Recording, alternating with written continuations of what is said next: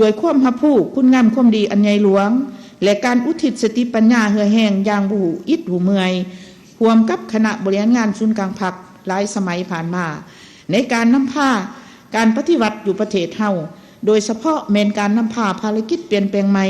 ให้ดำเนินไปอย่างถูกต้องและนักแน่นกองประชุมครั้งปฐมฤกษ์ของคณะบริหารงานศูนย์กลางพรรคสมัยที่22ได้เป็นเอกสารอย่างสมบูรณ์เลือกตั้งสหายทองรุ่นศรีสุฤทธิ์คณะบริหารงานศูนย์กลางพรรค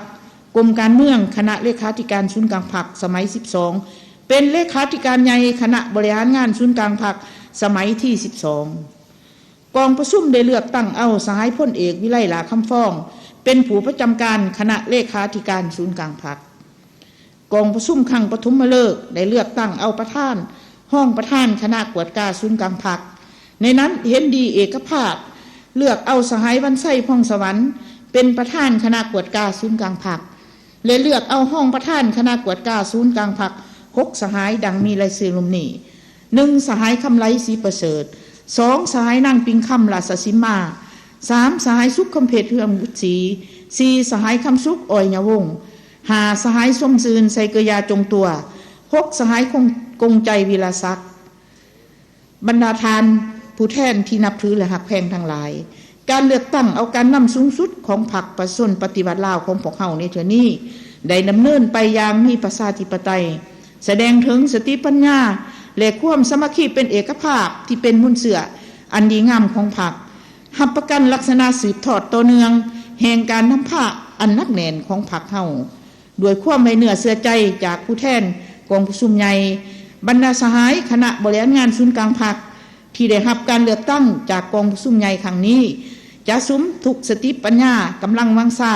ความสามัคคีเป็นปึกแผ่นเพื่อแบกหาพระราชหน้าที่อันสูงส่งและนักหน่วงที่กองประชุมใหญ่ครั้งนี้มอบหมายให้การรายงานของข้าพเจ้าสิ้นทุดเพียงเท่านี้ขอขอบใจ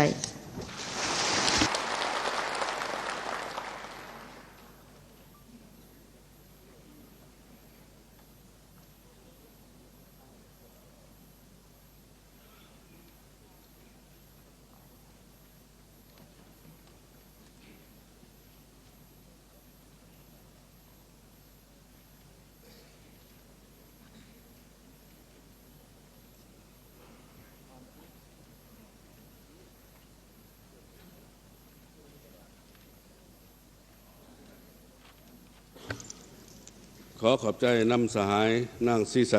ลือเดชมูลสอนจะได้แจ้งผลของกองประชุมขั้นปฐมฤกษ์ของคณะบริหารงานศูนย์กลางพรรคสมัยที่12ไปแล้วต่อไปนี้ก็ถือเป็นเกียรติอย่างสูงขอเฮียนเซินสหายทองรุ่นศรีสุฤทธิ์เลขาธิการใหญ่พรรคประชาชนปฏิวัติลาวตั้งหน้าคณะบริหารงานศูนย์กลางพรรคสมัยที่12ขึ้นกล่าวหับหน้าที่ขอเฮียนเซิน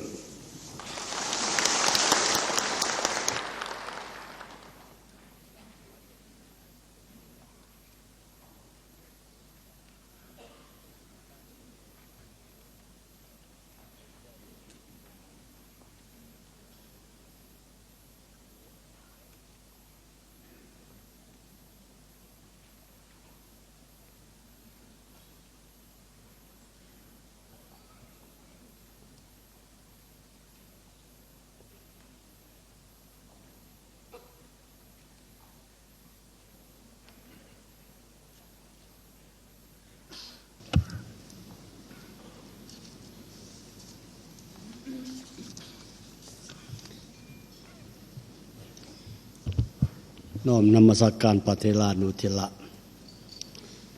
คณะประธานที่นับถือบรรดาผู้แทนกองประชุมใหญ่แขกที่มีเกียรติ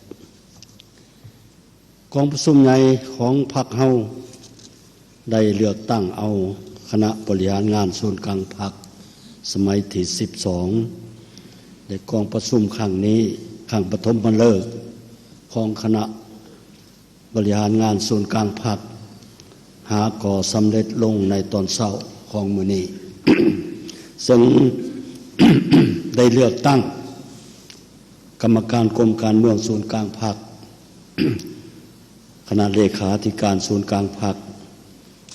เลขาธิการใหญ่ค คณะบริหารงานศูนย์กลางพรรคผู้ประจำการคณะเลขาธิการศูนย์กลางพรรคพร้อมทั้งเลือกตั้งคณะกวดกาศูนย์กลางพรรคสมัยที่12 เพื่อเฮ็ดหน้าที่ในการสืบต่อนำพาสีนำพันขยายได้จัดตั้งปฏิบัติแนวทางการเมืองที่กองประชุมใหญ่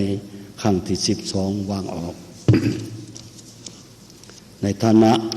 เลขาธิการใหญ่ข้าพเจ้าขอตั้งหน้าให้คณะบริหารงานศูนย์กลางพรรคสมัยที่12แสดงความขอบใจเป็นอย่างสูงมายังผู้แทนกองประชุมใหญ่ของพรรคครั้งที่12ซึ่งเป็นตัวแทนของทั่วพรรค ที่ได้ให้ความเสื่อมหมั่นไว้วางใจเลือกตั้งเอาพวกข้าพเจ้าเป็นคณะบริหารงานศูนย์กลางพรรคสุดใหม่ในนั้น ได้เลือกตั้งให้ข้าพเจ้าได้สืบต่อดำรงตำแหน่งเลขาธิการใหญ่คณะบริหารงานศูนย์กลางพรรคอีกสมัยหนึ่ง ข้าพเจ้าพ้องคณะนำของพรรคสุดใหม่ขอรับเอาการมอบหมายความรับผิดชอบการเมืองอันสูงส่งและหน้าที่อันมีเกียรติสง่านี้เพื่อสืบต่อพลกรรมประวัติศาสตร์อันใหญ่หลวงหอบด้านนักหน่วงและยาวนานของพรรคที่ได้กำหนดไว้ในโครงการการเมืองฉบับที่3โดยเฉพาะในการปฏิบัติบรรดาจุดหมายที่วางออกในสมัยที่12 5 ปีต่อหน้า บรรดาสหายที่นับถือและฮักแพงในโอกาสอันสง่าราศีสุดที่มีความหมายสำคัญนี้และยืนอยู่ต่อหน้าทุ่งไส้ประวัติศาสตร์ของพรรคประชาชนปฏิวัติลาวคณะบริหารงานสมัยที่12จะเสดสู้มานะจิตปฏิวัติยกสูงความรับผิดชอบการเมืองให้สูงกว่าเวลาใดหมดเพื่อห่วมกับทั่วพรรคทั่วรัฐทั่วกำลังประกอบอาวุธและทั่วปวงชนทางศาสตร์บรรดาเผ่าตั้งหน้าสู่ส้นจัดตั้งปฏิบัติมติของประชุมใหญ่ครั้งนี้ให้บรรลุผลสำเร็จดังตุกงาม ข้าพเจ้าขอเหี่ยวข้อมันยังสมาชิกพรรคพนักงานและประชาชนลาวบรรดาเผ่าจงให้การสนับสนุนอุ้มสู้ช่วยเหลือคณะบริหารงานศูนย์กลางพรรคสมัยที่12เพื่อปฏิบัติหน้าที่ของตนที่ถูกมอบหมายให้มีผลสำเร็จเพื่อการพัฒนาประเทศชาติของเฮาให้เจริญก้าวหน้าอย่างบ่หยุดยั้งขอขอบใจ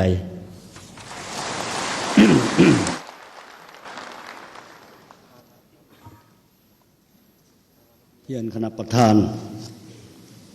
เฮียนกองประชุมใหญ่คณะบรรดาสหายผู้แทนกองประชุมใหญ่บรรดาสหายแขกที่มีเกียรติโดยปฏิบัติกฎระเบียบของพรรคและการตกลงของกรมการเมืองฉบับของกรมการเมืองศูนย์กลางพรรคสมัยที่11สหายกรรมการกรมการเมืองศูนย์กลางพรรคกรรมการศูนย์กลางพรรคจำนวนหนึ่งบ่ได้สืบต่อรับสมัครเลือกตั้งเข้าในคณะบริหารงานศูนย์กลางพรรคสมัยที่12อีก บรรดาสหายเหล่านั้นได้ประกอบด้วยสหายนางปณียาทอตู้อดีตกรรมการกรมการเมืองศูนย์กลางพรรคห้องประธานประเทศเป็นกรรมการศูนย์กลางพรรค8สมัยนับแต่สมัยที่4ถึงสมัยที่11กรรมการกรมการเมืองศูนย์กลางพรรค4สมัย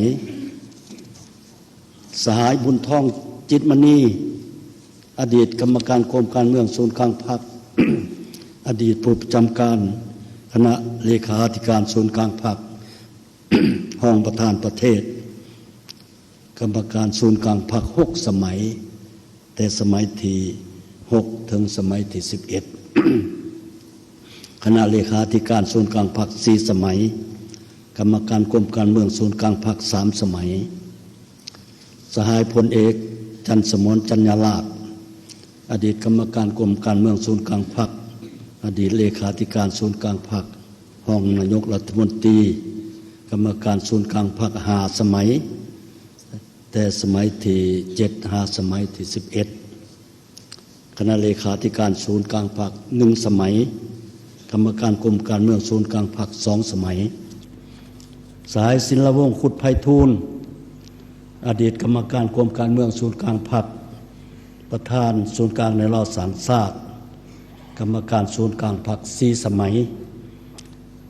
กรรมการกรมการเมืองศูนย์กลางพรรค2 สมัยนอกนั้นยังมีบรรดาสายกรรมการศูนย์กลางพรรคซึ่งประกอบด้วย สายเจริญเยียเป่าเฮออดีตกรรมการศูนย์กลางพรรคห้องประธานสภาแห่งชาติ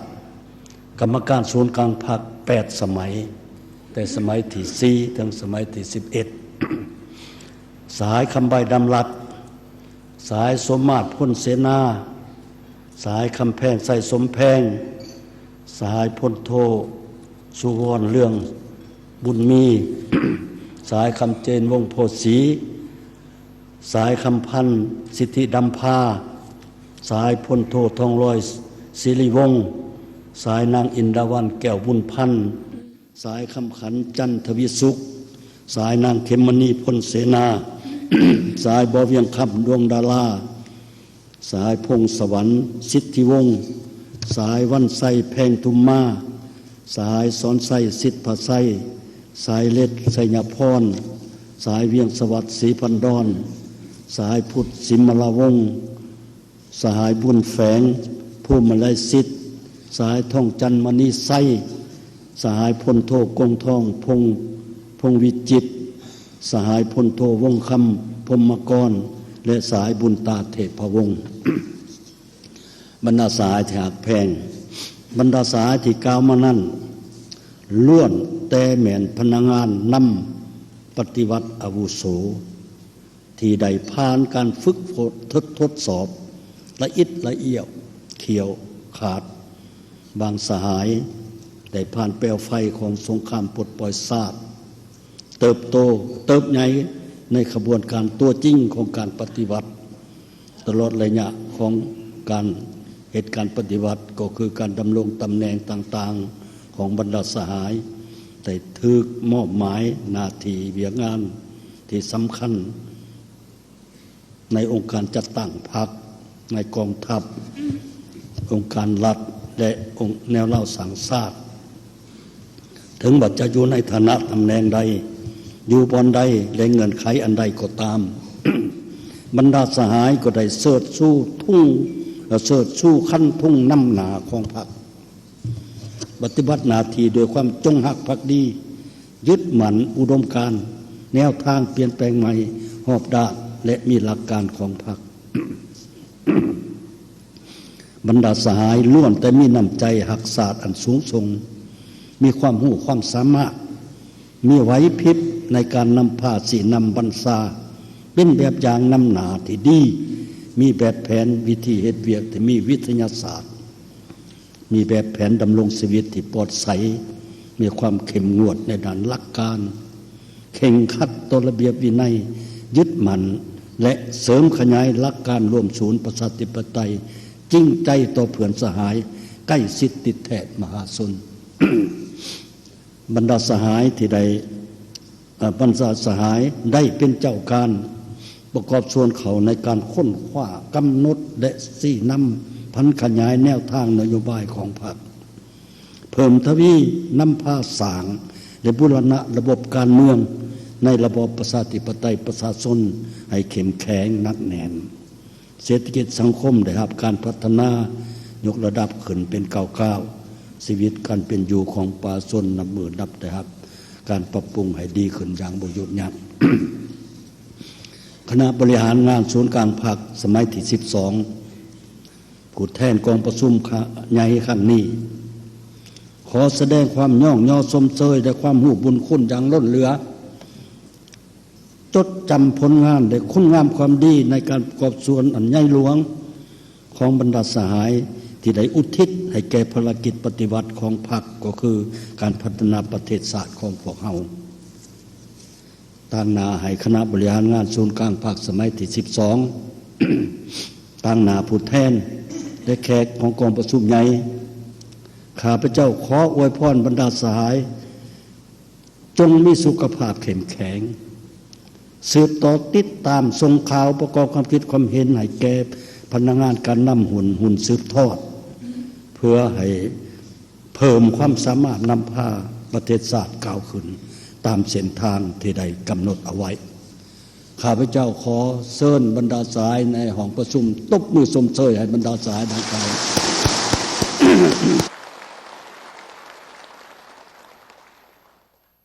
ขอขอบใจ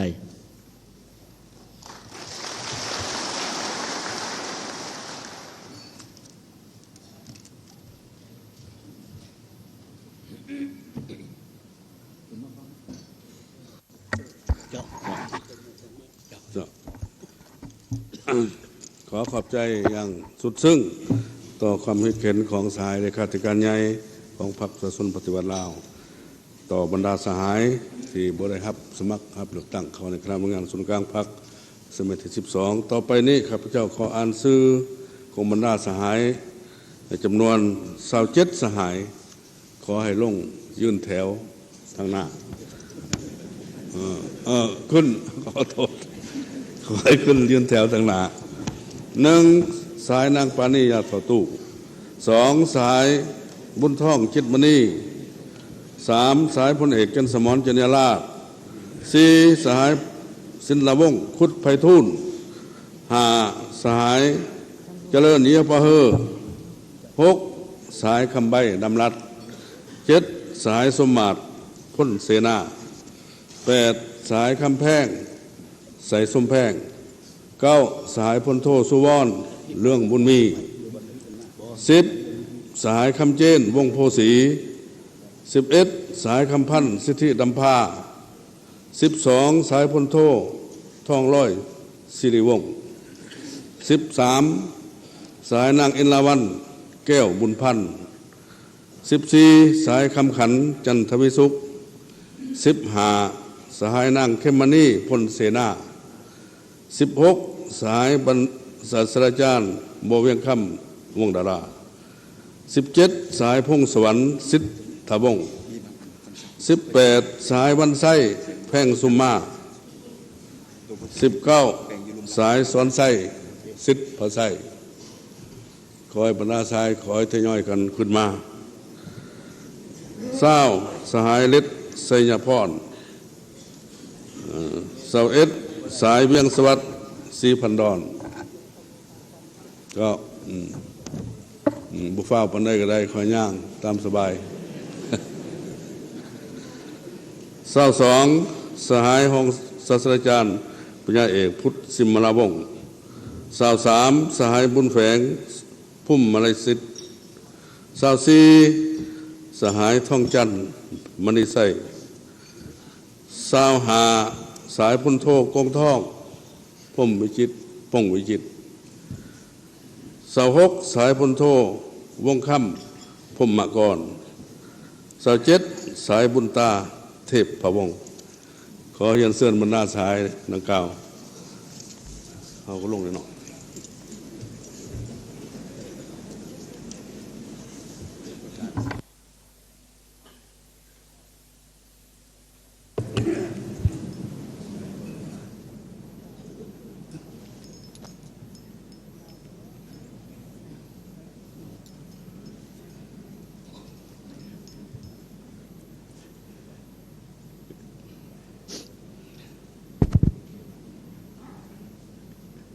กองเลขากองประชุมใหญ่ขออนุญาตเทียนเชิญสายเลขาธิการใหญ่ทองรุ่นศรีสุริตลงสัมผัสมือและมอบช่อดอกไม้ให้แก่บรรดาสายที่บ่สืบต่อสมัครขอเทียนเชิญ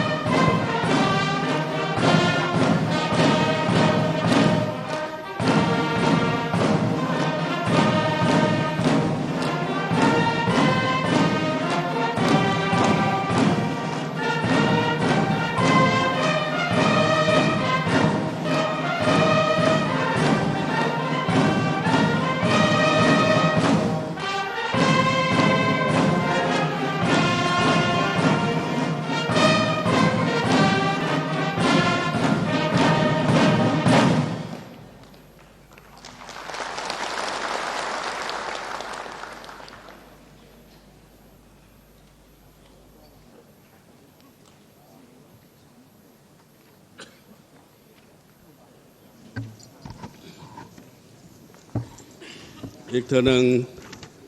ตั้งหน้าบรรดาสหายที่ได้รับการ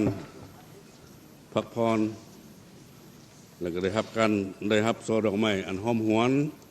จากสายเลขาธิการใหญ่พรรคประชาชนปฏิบัติลาวที่ตั้งหน้าให้บรรดาสหายผู้แทนกองประชุมใหญ่ของพรเทื่อนี้ต่อไป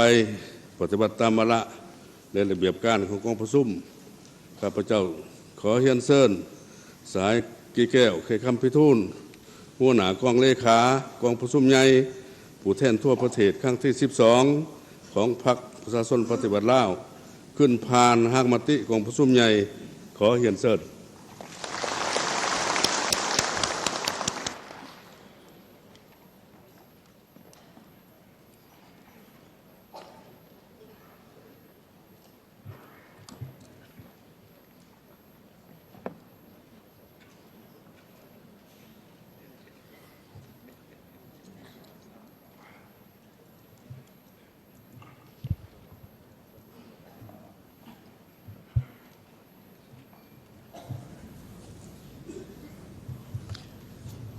ขอเยี่ยนคณะประธานกองประชุมใหญ่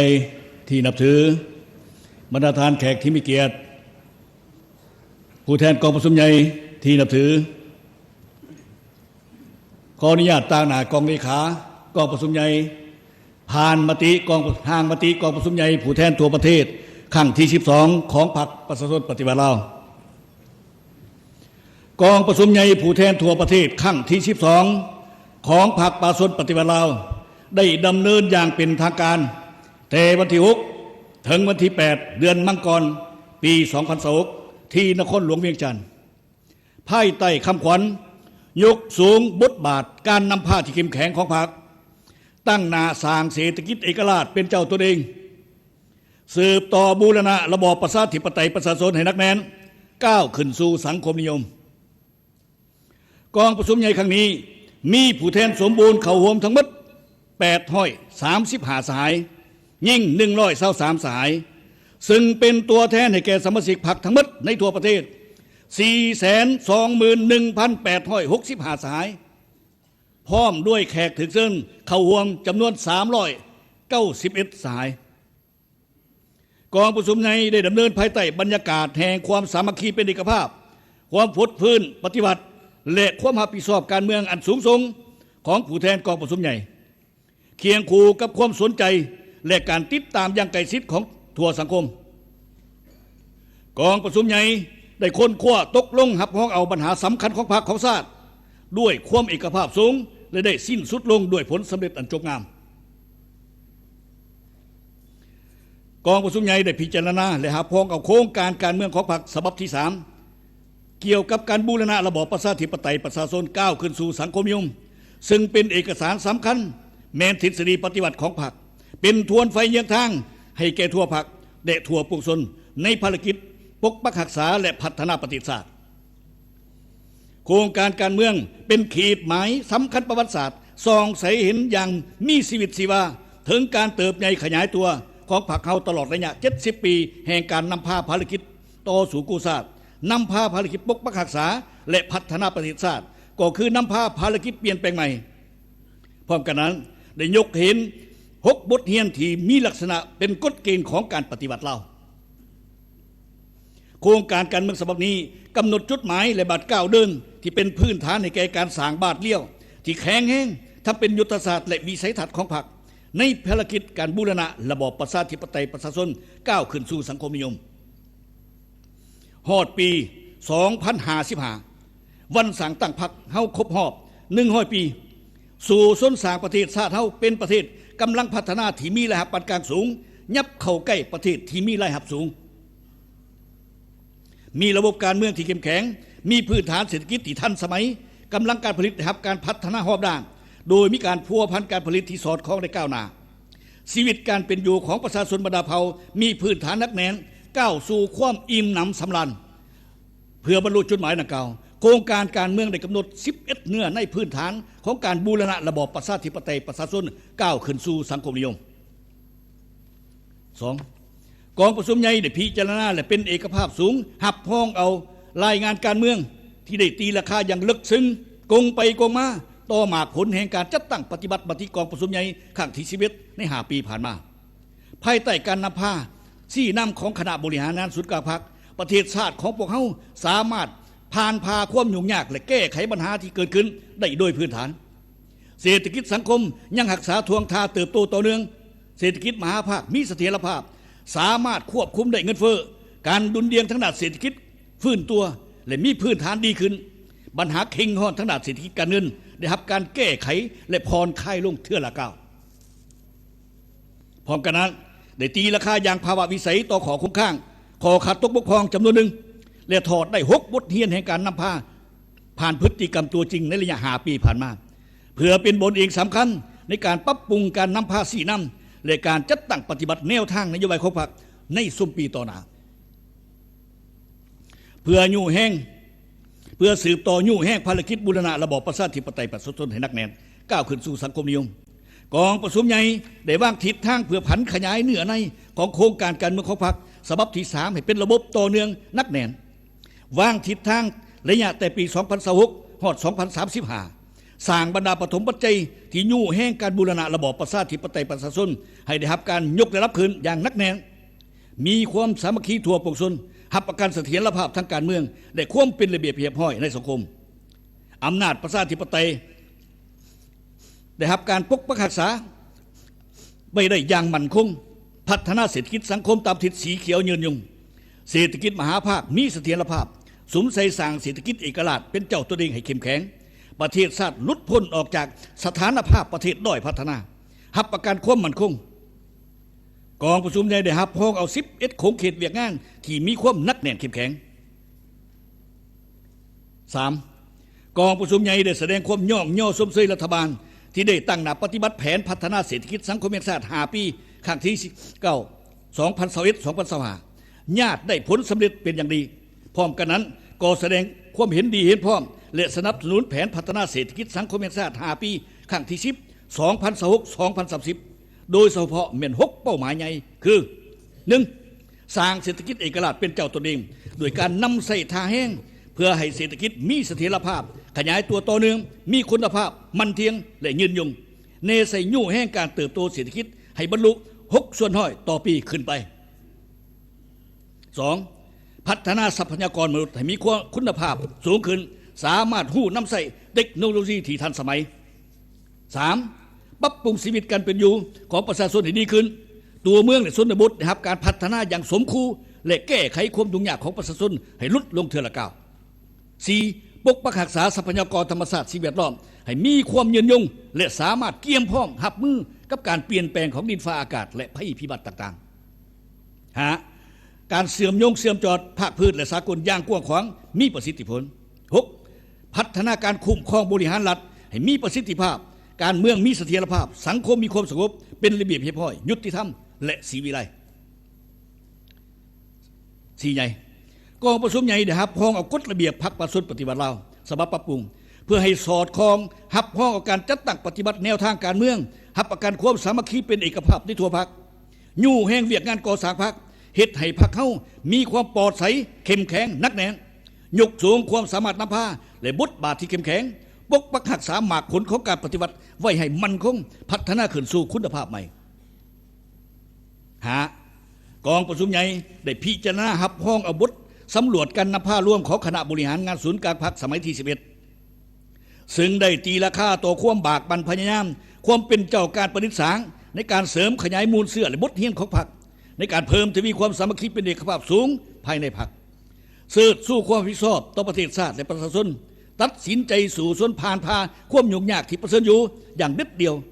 สามารถนำพาสี่นำบนจิตใจสร้างการหันเปลี่ยนแข็งแห้งลึกซึ้งและหอบด้านที่กองประชุมใหญ่ครั้งที่ชีวิตบางออกได้เป็นอย่างดีกองประชุมใหญ่เล็งท่วงให้คณะบริหารงานศูนย์กลางพรรคสมัย12จงได้ออกแห้งเพื่อเสริมขยายจุดดีอย่างแข็งแห้งพร้อมทั้งว่างมาตรการเด็ดเดียวจำกัดแก้ไขข้อขัดตกบกพร่องและข้อโค้งข้างที่ผ่านมาอย่างจริงจังยกสูงความสามารถนำพาความเป็นแบบอย่างน้ำหนาของคณะบริหารงานศูนย์กลางพรรคให้สูงเด่นขึ้น 6. กองประชุมใหญ่เลือกตั้งคณะบริหารงานศูนย์กลางพรรคสมัยที่ ซึ่งประกอบด้วยกรรมการสมบูรณ์จำนวน73สหายและกรรมการสำรอง15สหายเพื่อเป็นแกนสารแห่งความสามัคคีและสติปัญญาของพรรคเฮานำพาทั่วพรรคทั่วรัฐทั่วกำลังประกอบวุฒิและพวกส่วนเราทักษะผันขยายจัดตั้งปฏิบัติมติกองประชุมใหญ่ครั้งที่12ของพรรคให้มีผลสำเร็จตัวจริงกองประชุมครบคณะขั้งปฐมฤกษ์ของคณะบริหารงานศูนย์กลางพรรคสมัยที่12ได้เป็นเอกภาพเลือกตั้งเอาคณะกรรมการกรมการเมืองศูนย์กลางพรรคจำนวน13สหายได้เลือกเอากรรมการคณะเลขาธิการศูนย์กลางพรรคจำนวน11สหายกองประชุมได้เป็นเอกภาพสูงเลือกเอาสหายทองรุ่นศรีสุริตเป็นเลขาธิการใหญ่คณะบริหารงานศูนย์กลางพรรคอีกวาระหนึ่งได้เลือกเอาสหายพลเอกวิไลลาคำพ้องเป็นผู้ประจำการคณะเลขาธิการศูนย์กลางพรรคเลือกเอาสหายวันไซฟองสวรรค์เป็นประธานกวดกาและห้องประธานกวดกาอีกจำนวน6สหายเพื่อเฮ็ดให้มติกองประชุมใหญ่ครั้งที่12ของพรรคได้รับการผันขยายและจัดตั้งปฏิบัติให้ปรากฏผลเป็นจริงกองประชุมใหญ่ได้มอบหน้าที่ให้คณะบริหารงานศูนย์กลางพรรคก็คือคณะพรรคทุกคณะเป็นเจ้าการค้นคว้ากำแนนเสื่อมซึมและผันขยายเป็นแผนดำเนินงานของตนอย่างละเอียดมีการติดตามกวดกาและซุกยู่การจัดตั้งปฏิบัติให้แท้ถึงและเป็นประจำโดยมีการนำพาสี่นำอย่างแข็งแรงและร่วมศูนย์จากศูนย์กลางพรรคกองประชุมใหญ่เฮียกข้องมายังคณะพรรคทุกครั้งสามาชิกพรรคพนักงานนักรบประชาชนลาวบรรดาเผ่าบรรดาสั้นคนและพี่น้องร่วมชาติลาวผู้ฮักชาติที่ดำรงชีวิตและทำมาหากินอยู่ต่างประเทศจงได้เสิร์ชสู้นำใจฮักชาติเสริมขยายมาตรจิตปฏิบัติบากบันสมใสการปฏิบัติหน้าที่ทำมาหากินและสร้างสาบูรณะระบอบประชาธิปไตยประชาชนก้าวขึ้นสู่สังคมนิยมอย่างนักแน่นกองประชุมใหญ่ผู้แทนทั่วประเทศครั้งที่12ของพรรคข้าพเจ้าได้เสนอหางมติของกองประชุมใหญ่ครั้งที่12ของพรรคจบลงเท่านั้นขอขอบใจ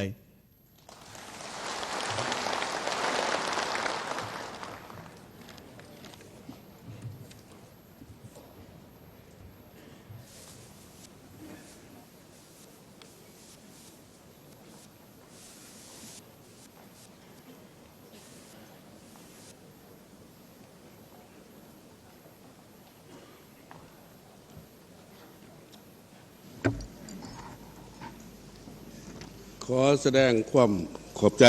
นำสายกี่แก้วไขคำพิทูลที่ได้ผ่านเกี่ยวกับมติของกองประชุมต่อไป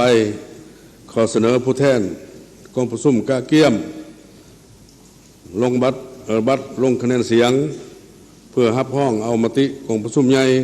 ผู้แทนทั่วประเทศครั้งที่12ของพรรคด้วยการยกบัตรประชามติ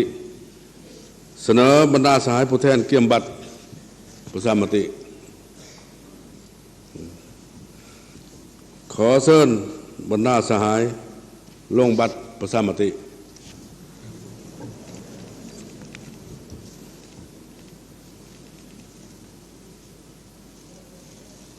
และขอขอบใจ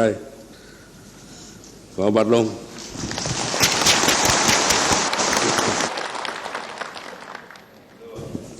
ได้รับการเห็นนี่เห็นสอบเห็นพร้อม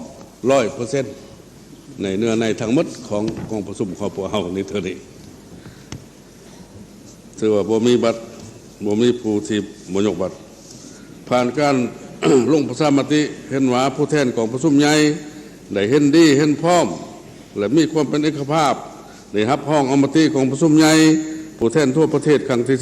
12ของพรรคอย่างเป็นเอกสารอีกเท่านึงขอเชิญชวนบรรดาสหายตบมือสมเสย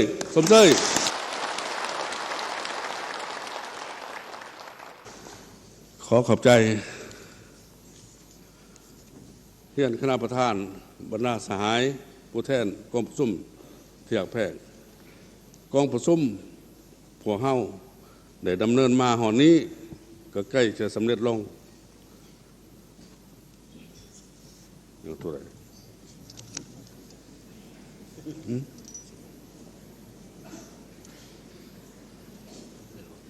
แม่นเลยไหน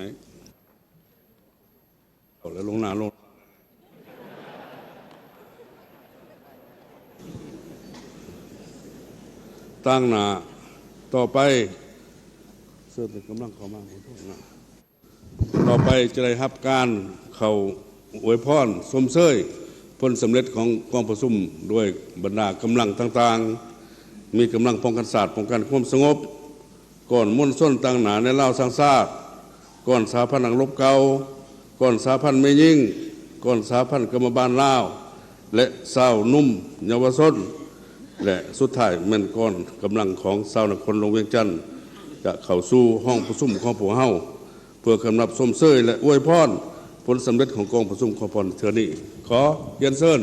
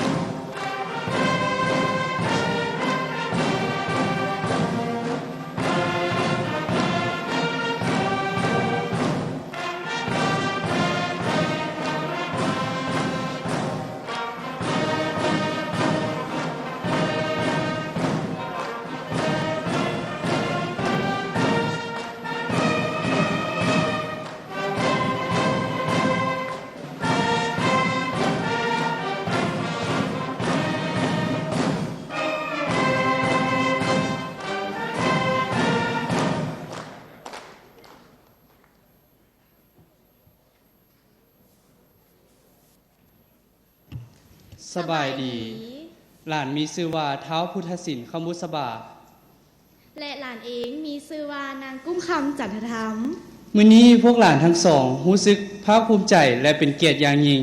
ที่ได้ต่างหน้าให้สาวนุ่มเยาวชนลาวทั่วประเทศขึ้นอ่านบทกลอนอวยพรคำนำสมเสยกองประชุมใหญ่ผู้แทนทั่วประเทศครั้งที่12ของพรรคอย่างสุดใจ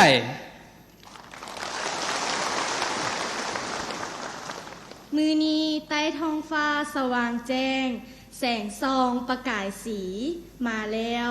รัศมีแสงงามหุงเหืองแห่งกาดวงสุริยาเหืองขึ้นสมเสยกองประชุมใหญ่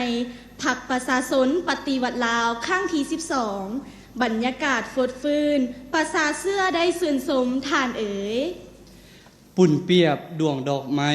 และดูบ้านใหม่ได้มาถึงแนมเบิงเหืองแสงทรงนภาภายพื้น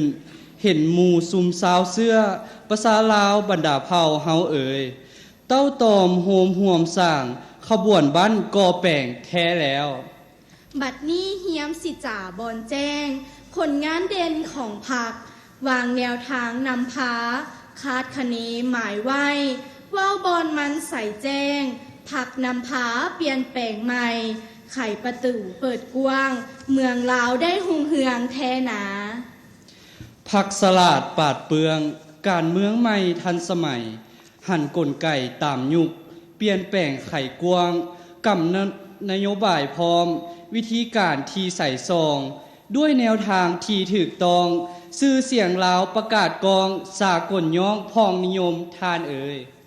พรรคประชาชนปฏิวัติลาวบรรลุได้ผลงานใหญ่หลายประการบทบาทการนำพาของพรรคได้หุงแหงแสงกล้าปวงประชาชนได้เป็นเจ้าคือปัจจัยกำลังใหญ่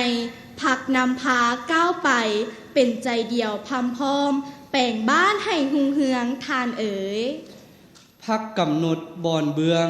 ซี้ซองแนวทางแจ้งคักดีป่านหยังบอนดึงเดินไปหน้าพักว่าสืบต่อนำพาสร้างสังคมนิยมบ่แปรเปลี่ยนมีมติเขียนบ่งไว้ใส่แจ้งบ่เสียงอ่ำท่านเอ๋ยกรรมติให้แน่นบทบาทพรรคนำพาพรรคประชาชนปฏิวัติลาว เสิร์ชสู่ให้สูงพ้นบนหลักการนำหน้าพักนำพาเปลี่ยนแปลงใหม่มีคาดหมายว่าไว้นำพาลาวหลุดผ่านพ้นความจนด้อยพัฒนาแท้แล้วพักนำพาก่อสร้างแข่งแกนเป็นแก่นนำวิรกรรมบันทึกแผ่นดินบ่อไหลล้างวางแนวทางใส่แจงทั้งปัวแป่งสร้างก่อพักจัดตั้งนำพาไสสนะหอบดานเมืองบ้านพัฒนาแท้แล้วพักนำพาเกียรติกองภายในชาติทั้งสากลมีผลงานสรรเสริญเกียรติคุณยอยองลาวทั้งผองเหนือใต้ดีใจสมซื่นสมเสยเซ็งสาวเว้าลือเท่าทั่วแผ่นดินบุญคุณผักนำพาสลาดลำสิงซาดังไก่ทั้งทรงใส่แนวทางศาสตร์ภาษาหมายมุ่งสูงทรงบุญคุณล้นเหลือคณานับอ่านผ่านเส้นทางยาวยิ่งเยินเดินก้าวสู่สมัยทานเอ๋ยมื้อนี้ขออวยพรใสบอนบ้านกองประสุมใหญ่ของผักครั้งที่12จงสำเร็จผลดังประสงค์หมายมุ่งก้าวดุงเดินไปหน้าปวงประสาให้พร้อมพำนำพาชาติก้าวไปทันสมัยพุ่งพลเจริญก้าววัฒนาขอให้พักผู้ยิ่งใหญ่เลิศล้ำจงยืนยิ่งยูเสถียรเฮืองใสดังพระจันทร์เพ่งแจงป่วงส้นลาวยอมือน้อมถวายพรใสยูทรงขอให้ชาติมั่นคงพักประชาชนปฏิวัติลาวจงยืนยงอยู่คำนำพาประเทศชาติก้าวไปถึงบ้านบอนหมายพุนถอนขอขอบใจ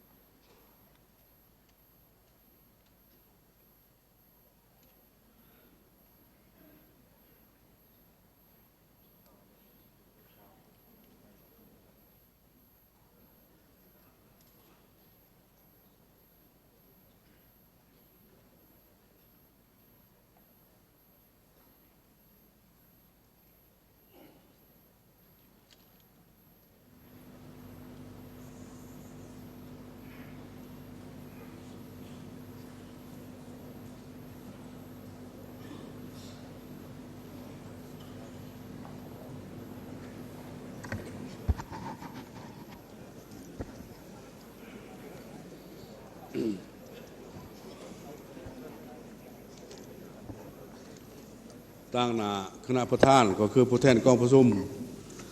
ขอแสดงความขอบอกขอบใจอย่างสุดซึ้งมาอย่างก่อนกำลังและตั้งหน้าจากกำลังป้องกันชาติป้องกันความสงบก่อนมุ่นส้นตั้งหน้าแนวเล่าสร้างชาติสหพันธ์ทางลบเก่าสหพันธ์เมยิ่งสหพันธ์กรรมบ้านลาวสาวนุ่มสาสนปฏิบัติลาวและเยาวชนและสาวนครหลวงเวียงจันทร์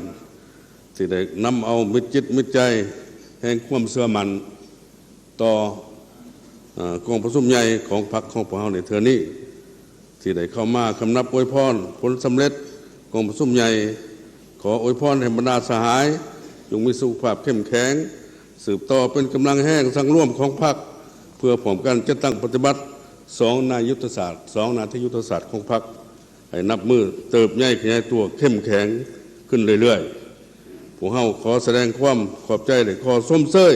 อีกเท่านึงขอส้มเสย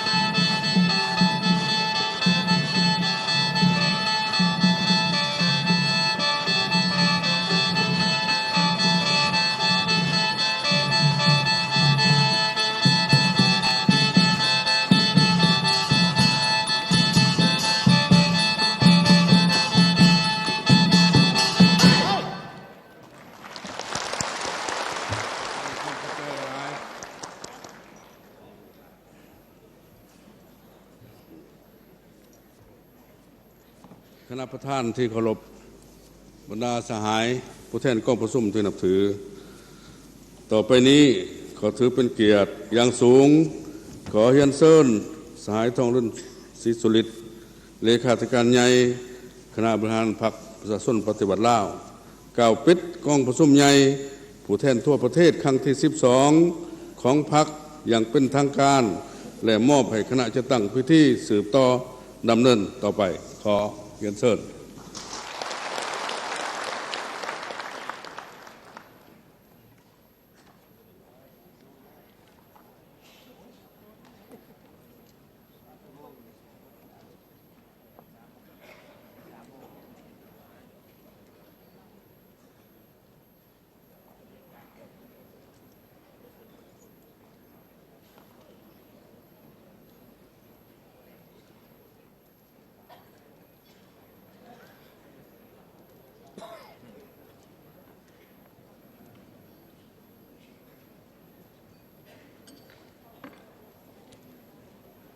น้อมนำประสการพระเทรานุเทระ เฮียนคณะประธานบรรดาสหายผู้แทนและแขกที่มีเกียรติทั้งหลายของศาสตร์เฮา โดยความรับผิดชอบการเมืองอันสูงส่งของบรรดาสหายผู้แทนมาฮอดเวลานี้ กองประชุมใหญ่ของพวกเฮาใกล้จะสิ้นสุดลงด้วยผลสำเร็จอันสง่างาม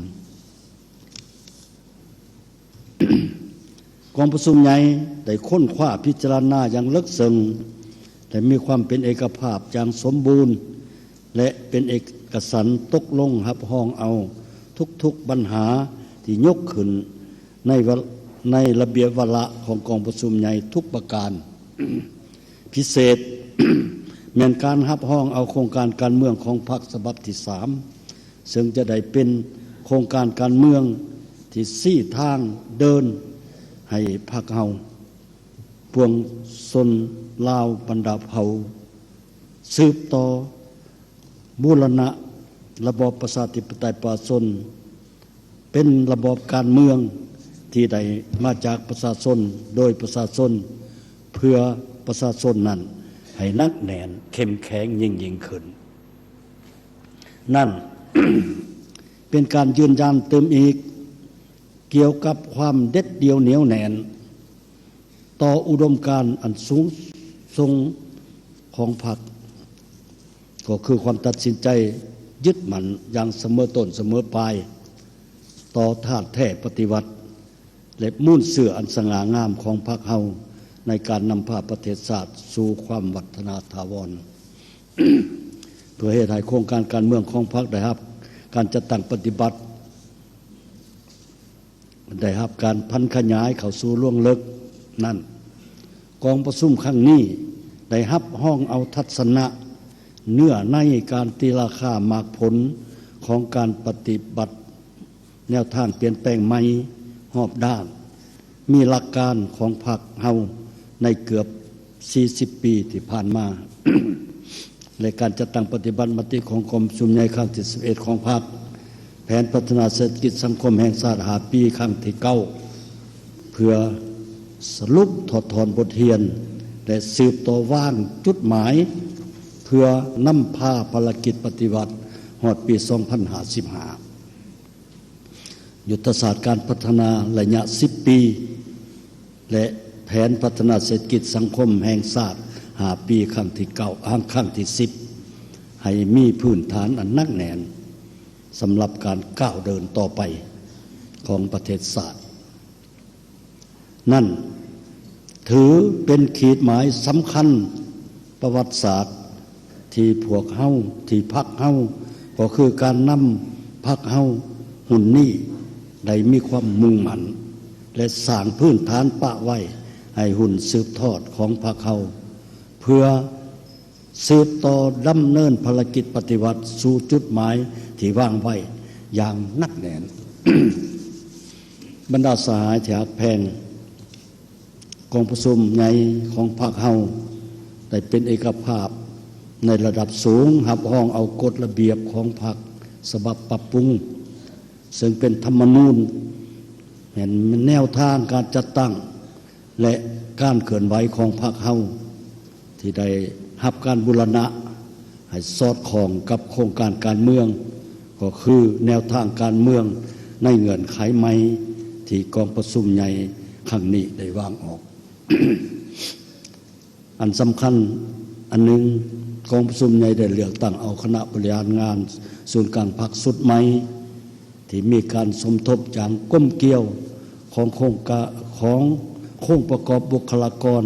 ที่เหมาะสมระหว่างหุ้นคนอายุเกษียณเพศเผ่าบรรลุได้ตามมาตรฐานและเงื่อนไขที่วางออก เป็นผู้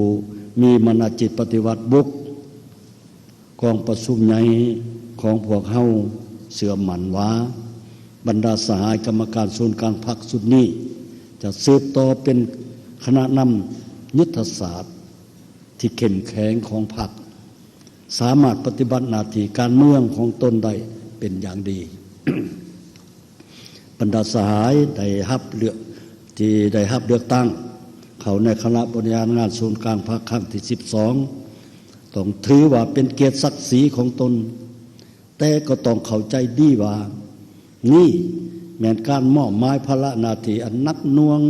เต็มไปด้วยความท้าทายทดสอบรอบด้านเพื่อให้สืบต่อแบกหาบภารกิจปฏิวัติของพรรคเฮาในอีก5 ปีต่อหน้าทั้งเป็นหลักแรงแก่นสารแห่งความสมัคคีเป็นเอกภาพภายในพรรคและในสังคมนำพาสี่นำการจัดตั้งปฏิบัติมติ12ของพรรคให้บรรลุขาดหมายที่วางไว้คณะประธานบรรดาสหายที่ฮักแพงทั้งหลาย กองประชุมใหญ่ของพรรคเฮาได้รับผลสำเร็จอย่างจุบงามอันใดยั่งยืนอย่างจะแจ้งถึงความสมัคคีเป็นเอกภาพสูงและความรับผิดชอบอย่างเต็มเปี่ยมของพรรคเฮาในการตกลงปัญหาที่สำคัญและเป็นพื้นฐานของพรรคของการปฏิวัติและศัตรกรรมของประเทศชาติพวกเฮา ผลสำเร็จของกองประชุมใหญ่แต่ยืนยันถึงมนจิตปฏิวัติที่เหนียวแน่นแต่ทัศนะรักมันส้นสั้นกรรมกรของพรรคที่ยามใดก็จงหักภักดีต่อผลประโยชน์ของชาติและขอความมุ่งมั่นปรารถนาของประชาชนบรรดาเผ่าพร้อมกันนั้นก็ส่องแสงให้เห็นถึงความบุกบืนสู่ซ้นและความรับผิดชอบสูงของผู้แทนกองประชุมใหญ่ทุกสหายก็คือทุกภาคส่วนที่ได้ตั้งหน้ากะเกียมเฮ็ดให้กองประชุมใหญ่ครั้งนี้สามารถดำเนินมีผลสำเร็จเป็นอย่างดี กองประชุมใหญ่ขอแสดงความขอบอกขอบใจต่อทุกภาคส่วนของพนักงานสมาชิกพรรคนักปฏิวัติอาวุโสตัวแทนของประชาชนบรรดาเผ่าและบรรดาสันคนภาคธุรกิจทั้งภาครัฐและเอกชนรวมทั้งถึงกำลังป้องกันชาติป้องกันความสงบสื่อมวลชนที่ได้ประกอบส่วนอย่างตั้งหน้าเข้าในการกะเกียมเวียงงานรอบด้านให้แก่กองประชุมใหญ่ครั้งนี้และได้นำเอาการสนับสนุนสู้ทางด้านวัตถุจิตใจมาสู่กองประชุมใหญ่ของพวกเขา ขอแสดงความขอบใจอย่างจริงใจไปยังบรรดาพรรคไอ้น้องและพรรคการเมืองต่างๆในโลกที่ได้ส่งสารอวยพรแสดงความคำนับชมเชยและให้การสนับสนุนต่อกองประชุมใหญ่ของพรรคพวกเขาในครั้งนี้ที่แสดงออกถึงน้ำใจสากลอันพองใสและเป็นการปลุกระดมกำลังใจใหญ่หลวงต่อกองประชุมใหญ่และต่อพรรคประชาชนปฏิวัติลาวของพวกเขา บรรดาสหายที่นับถือฮักแพงทั้งหลายกองประชุมใหญ่ผู้แทนทั่วประเทศครั้งที่12ของพรรคเฮาได้สำเร็จลงอย่างจบงามแล้ว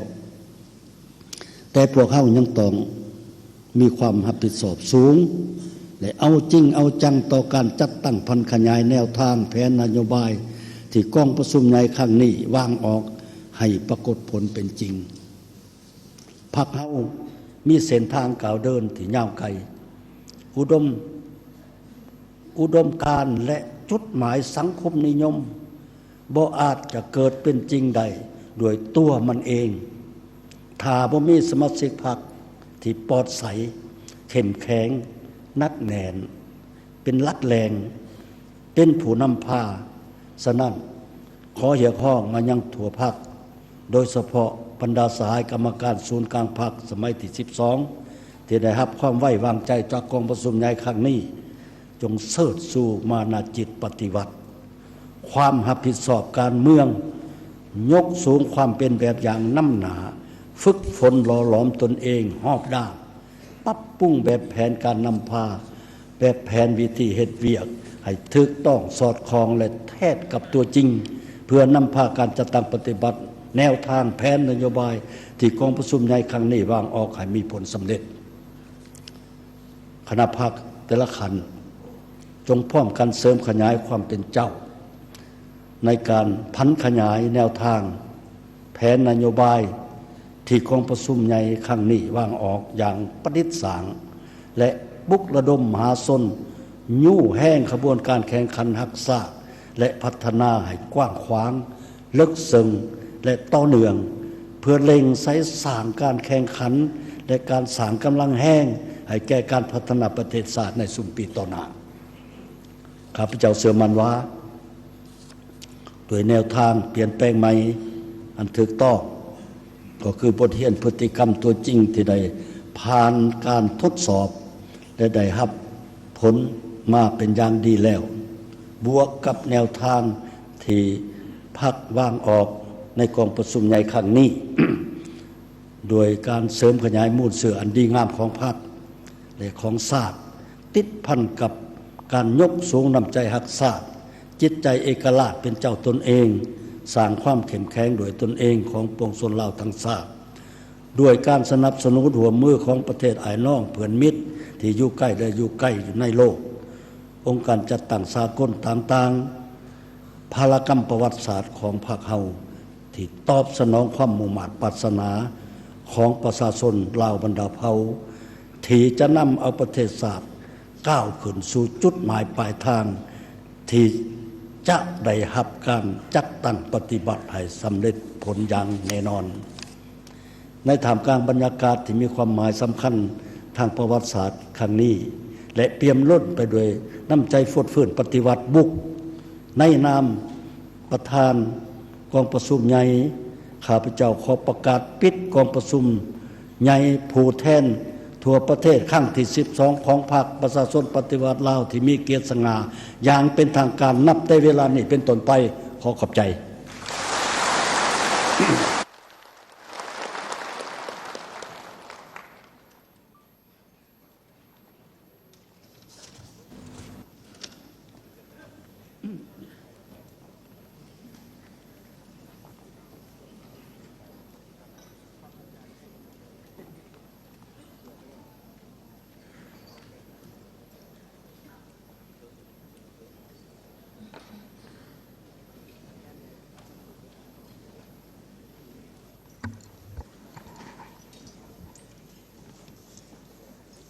กองประชุมใหญ่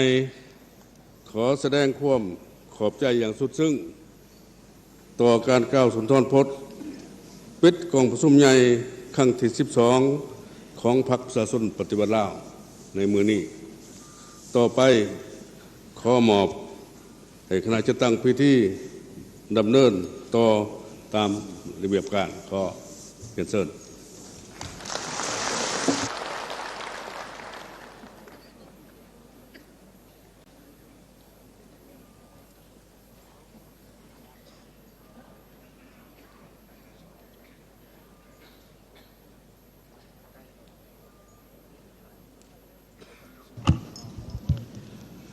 น้อมนมัสการพระเถรานุเถระคณะประธานแขกที่มีเกียรติผู้แทนกองประชุมใหญ่ที่นับถือมาฮอดนี้กองประชุมใหญ่ผู้แทนทั่วประเทศครั้งที่12ของพรรคจะได้อัดลงอย่างจบงามด้วยผลสำเร็จเป็นอย่างดีต่อไปขอเรียนเชิญบรรดาทานบรรดาสายคณะประธานแขกที่มีเกียรติผู้แทนกองประชุมใหญ่ ยืนขึ้นเพื่อเข้าหลบทุง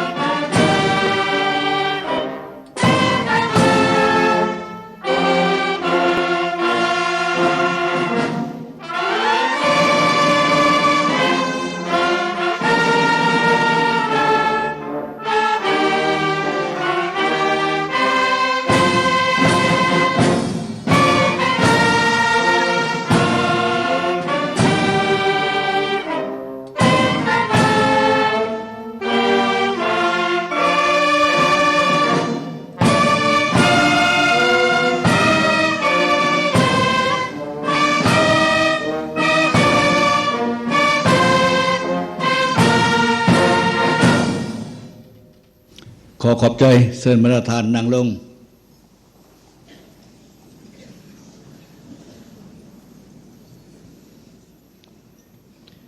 บรรดาสายในคณะประธานแขกที่มีเกียรติและผู้แทนกองประชุมใหญ่ที่นับถือ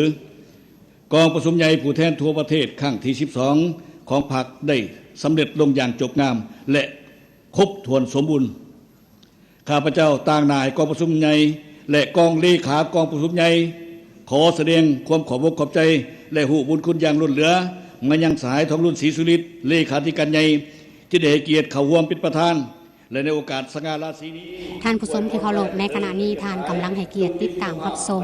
พิธีปิดกองประชุมใหญ่ผู้แทนทั่วประเทศครั้งที่12ของพรรคประชาชนปฏิบัติลาวที่หอประชุมแห่งชาตินครหลวงเวียงจันทร์ซึ่งก็ได้เริ่มมาตั้งแต่เวลา 14 โมงเป็นต้นมาดำเนินมาฮอดนี้ก็ใกล้จะสิ้นสุดลงแล้วเจ้าท่านผู้ชมที่เคารพการดำเนินกองประชุมใหญ่ผู้แทนทั่วประเทศครั้งที่12ของพรรคในครั้งนี้ดำเนินไปเป็นเวลา3วันและใน3วันนี้เป็นขีดหมายใหม่เป็นประวัติศาสตร์ที่พวกสารชาติจะต้องได้จารึกไว้และต่อจากนี้ไปจะแม่นการที่ประเทศลาวของพวกเรานั้นจะได้มีการพัฒนาที่ดีขึ้นในแต่ละก้าวจำได้ท่านผู้ชมที่เคารพและกองประชุมในมื้อนี้ก็ได้เลือกเอาคณะบริหารงานส่วนกลางพรรคสมัยที่12ของพรรคประชาชนปฏิบัติลาวมีทั้งหมด88สหายยิง13สหายกรรมการสมบูรณ์ส่วนกลางพรรค73สหายยิง12สหายและกรรมการสำรอง15สหายนอกจากนี้กองประชุมครั้งนี้ก็ได้รับพ้องเอา4เอกสารที่สำคัญของพรรคนั่นก็คือโครงการการเมืองฉบับที่3ของพรรคประชาชนปฏิบัติลาวรายงานการเมืองของพรรคศูนย์กลางบริหารงานของพรรคสมัยที่11แผนการพัฒนาเศรษฐกิจสังคมแห่งชาติ5ปีครั้งที่10ของพรรคทางกฎระเบียบของพรรคประชาชนปฏิบัติลาวที่12ของพรรคเจ้าท่านผู้ชมที่เคารพกองประชุมขั้นปฐมฤกษ์ของคณะบริหารงานศูนย์กลางพรรคสมัยที่12นี้แม่นได้เห็นดีเป็นเอกภาพเลือกตั้งเอาสหายทองรุ่นศรีสุริตคณะบริหารงานศูนย์กลางพรรคกรมการเมือง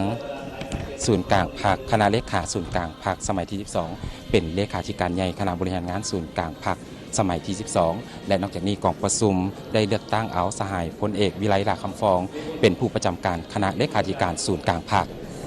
เจ้าท่านผู้ชมมาวันนี้เวลาของการถ่ายทอดสดก็ใกล้จะสิ้นสุดลงแล้วก็ต้องขอขอบใจที่ผู้ที่ให้การสนับสนุนการถ่ายทอดสดในครั้งนี้บริษัทลาวโทรคมนาคมมหาชนสื่อสารอินเทอร์เน็ต